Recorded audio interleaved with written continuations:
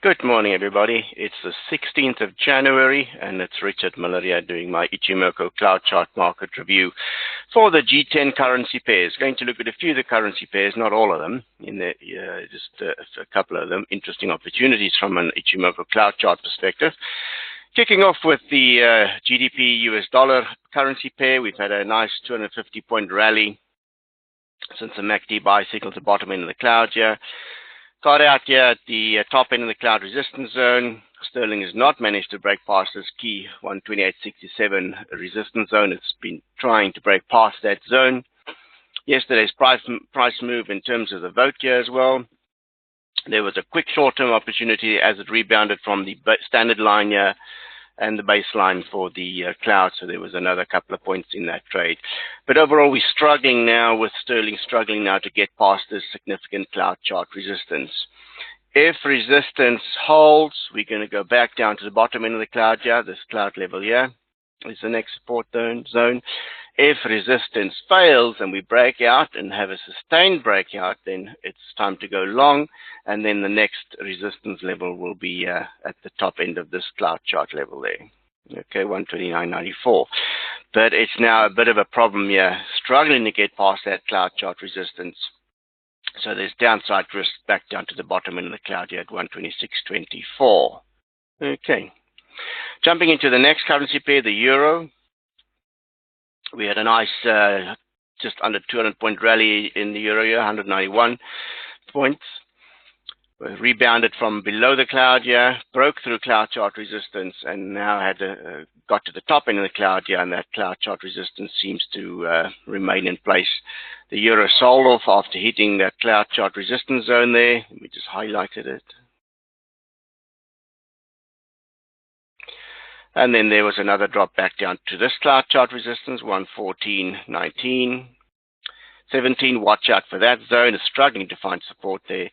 It's now an interesting spot because you've got the standard line or the baseline from the Ichimoku cloud here as well as the bottom of the cloud. So there is potential for a rebound here if support comes back in. We can see there the length of the wicks there, we have support, but we do have a MACD sell signal, so watching clearly to see if it's going to dip back into the bottom in the cloud or then rebound from this 113.49 zone and then back up past that cloud chart resistance. But so far, watching closely to see if we will get that buy signal on this rebound from the cloud chart support of the top end cloud chart support zone there. Next up, let's look at the US dollar Japanese yen. Here we had a bit of those flash crash a couple of days ago. We now expect some form of relief rally back to the bottom in the cloud. Levels to watch for is this baseline here, standard line from the Ichimoku cloud. That's now the target, 109.34, and then the next target there would be this one here at 109.59. So that's the upside potential in this market. We've had a MACD buy signal recently, so we'll see if we can get that rally back up to the bottom end cloud chart resistance zone.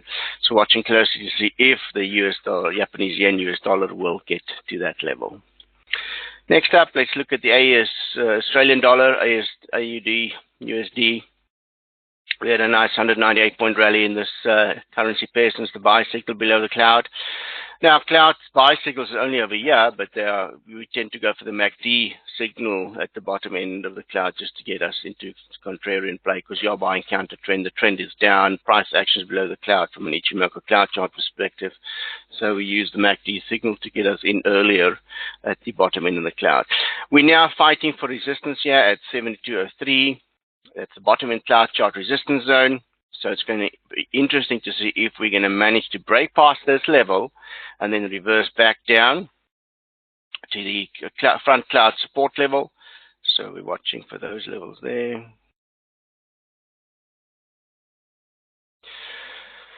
And that is the top end resistance level there. So if resistance fails, we go short with a target of 70.68. And if resistance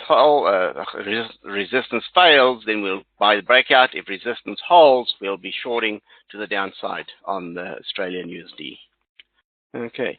If it breaks past resistance, the next target would be at the top line there. So it's critical now to see which level, which trade we'll be taking, is whether we're going to go short or long here, depending on the price action next couple of days, to see if it's going to break or correct further down from this level. Okay. New Zealand US dollar also had a nice 179-point rally and 111-point rally there, buying the cloud chart support zone here. Top in the cloud resistance, and now we're looking to go short here, as it's going to probably find resistance the top in the cloud here and then come back down to the bottom in the cloud here and then rebound further from there. Front end of the cloud is indicating that we have a new uptrend starting here.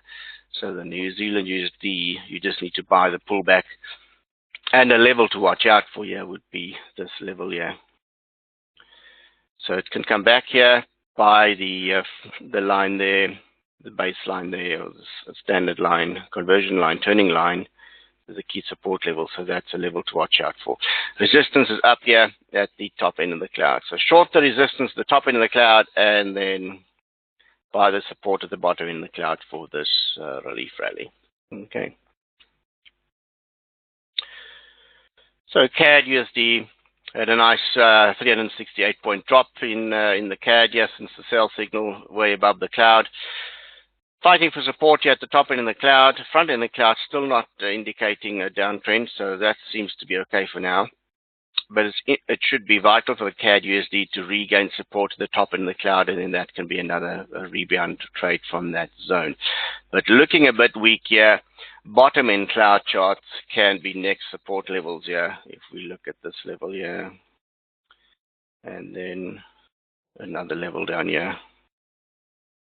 So if it dips back down here, if resistance holds there, we'll be going short back down to the bottom end of the cloud here to 31.25, and then a rebound from that area. Okay.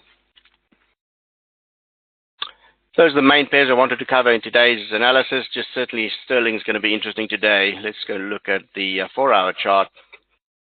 You can see how it's rebounding from the top end cloud here. Still an uptrend on a 4-hour basis, but we need to get past that 128.67 with a lot of big price movement above that level. So it's going to be an interesting week ahead for sterling in particularly. Until next time, happy trading.